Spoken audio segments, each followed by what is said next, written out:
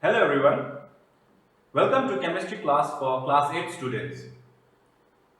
This class is for the students of North Sikkim Academy and the chapter for today's discussion is force and pressure, and the topics for today's discussion are number 1 introduction, number 2 force, number 3 force is due to interaction, number 4 resultant force, number 5 effects of forces, number 6 which will be our last topic, types of forces. Let's begin with introduction. In this chapter what we have to study is the world is filled with moving objects. A moving object such as a ball rolling on the ground slows down or changes its direction of motion. Why? This is all because of force. For example, when the football match starts, a player kicks the ball and the ball starts to roll towards another player, and another player stops it to pass. Here, the first player applied force to roll the ball and the second player applied force to stop it. So in this topic, we are going to deal about the force. And for everything, in order to do anything, we need to apply the force. So force is required for each and every small, tiny, little things which we are going to do or which we do in our daily life. The next topic is, what is force? A force is a physical cause that changes or tends to change the state of rest or of motion of any object. In simple words, we can even say force means the push or the pull, because of which the object changes its state of rest or motion. That means, students, if suppose in order to move myself, I have to apply some amount of force. So when I apply some amount of force, I can move, and in order to move back also, I need to apply some amount of force. Similarly, in order to drag a table, I am applying some amount of force.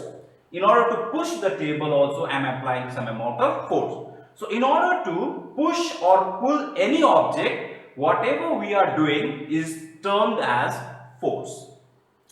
In the picture, as you can see, the first picture, the first part, a boy is trying to push the table. So he is applying some amount of force.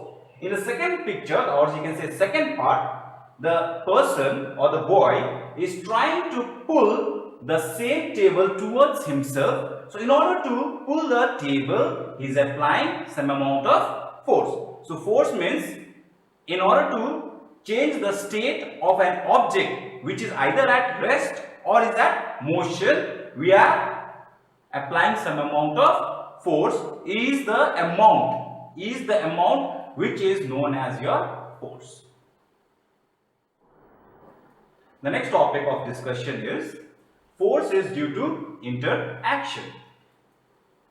It means that until and unless any external object does not apply some amount of force to either push or pull any moving or stationary object, that object will remain in that same state.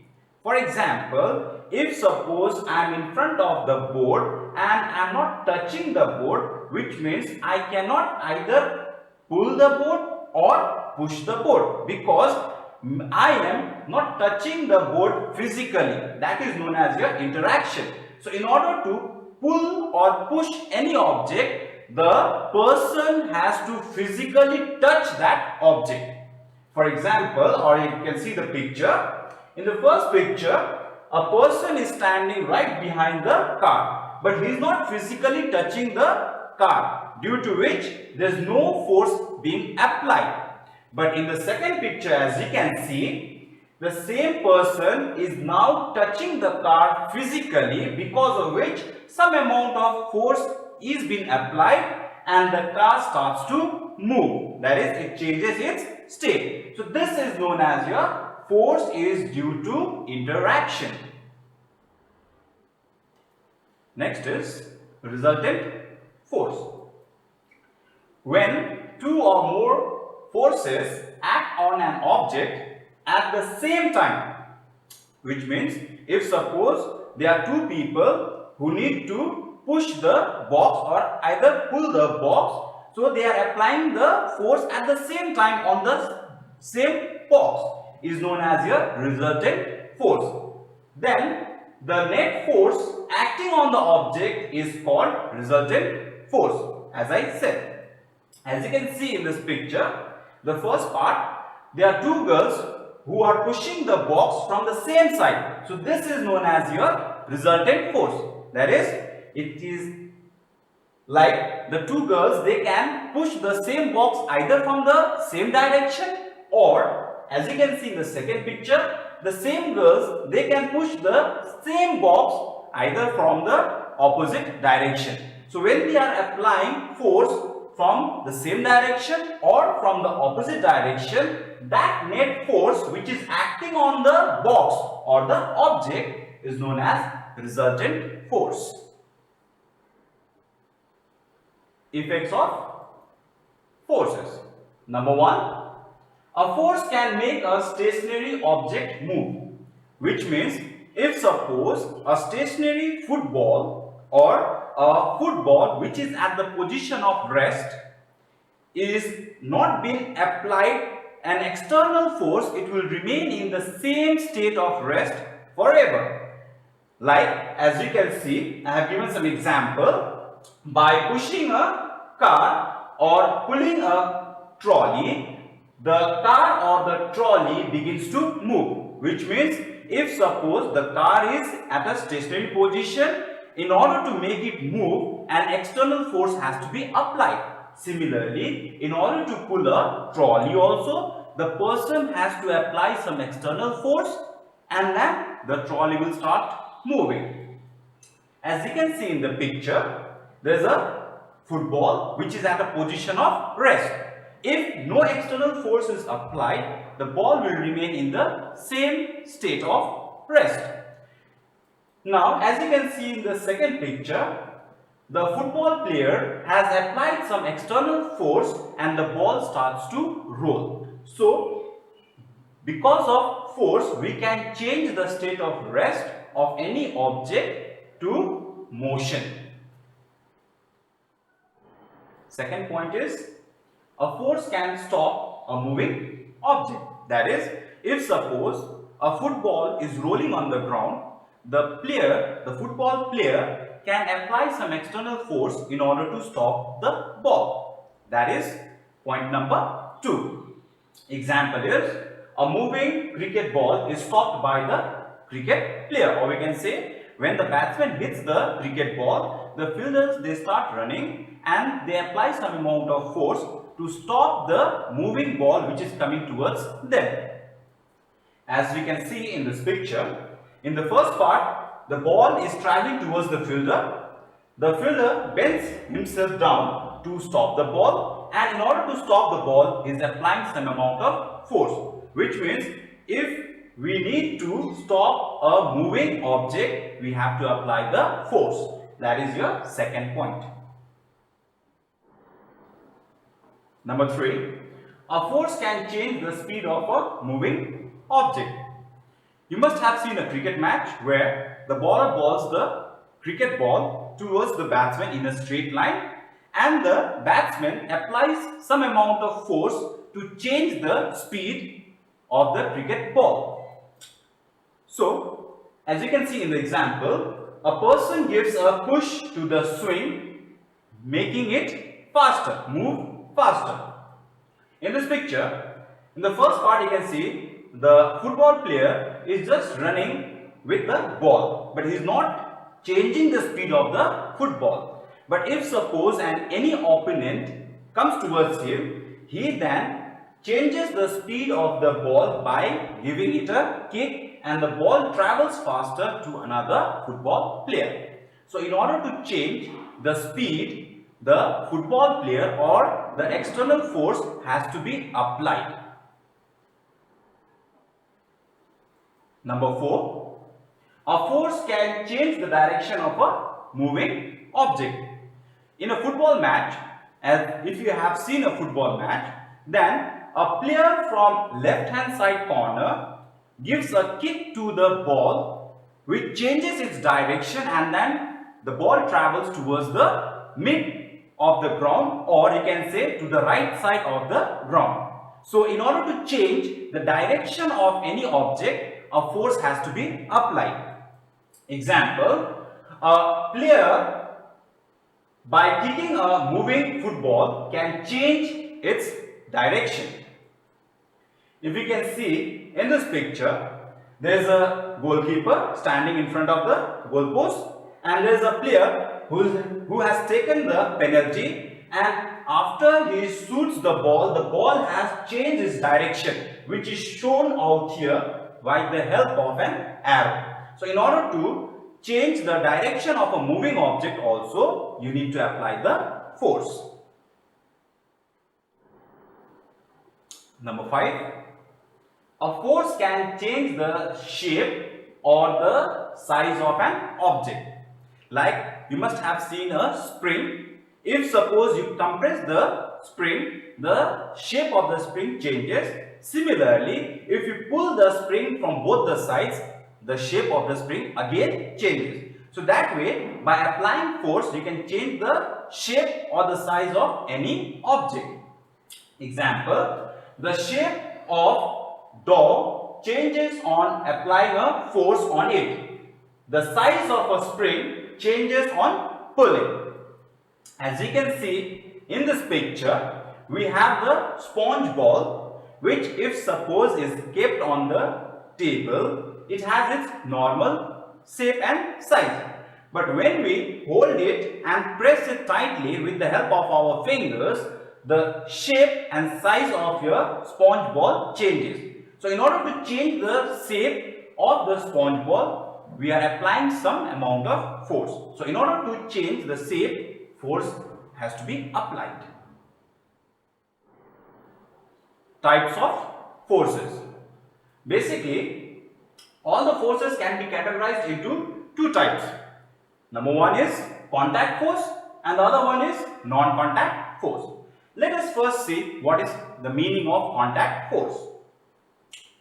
Contact force, a force applied on an object by another object which is in direct contact with it is called contact force. They are of two types. The contact force is of two types. Number 1, frictional force. Number 2, muscular force. Frictional force. Frictional force is the first type of the contact force. Now, contact force means where the two objects are touching each other is known as contact force. The frictional force is also something which deals with when the two objects they are in contact with each other.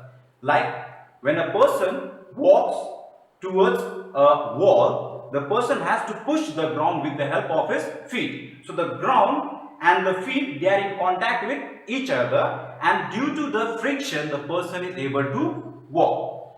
Similarly, frictional force, it means the force which always opposes the motion of one body over another body is called frictional force, which is also known as your friction, as I said earlier.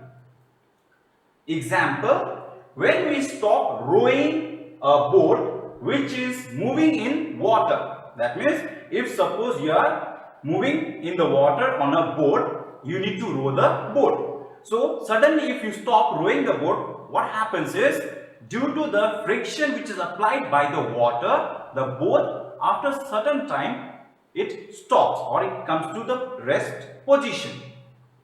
it slows down and then stops. It is because of the frictional force applied by the water.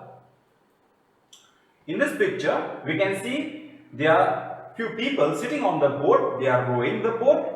But if suppose they stop rowing the boat, what happens is, due to the frictional force applied by the water, the boat will stop moving. The second type of contact force is muscular force. Muscular force means when we are applying some amount of muscle power, it is known as a muscular force. Like in order to lift a bucket, we are applying the force which is done by our muscle, or we can say in order to push or pull any object, the muscles, they are applying some amount of force, that is known as a muscular force.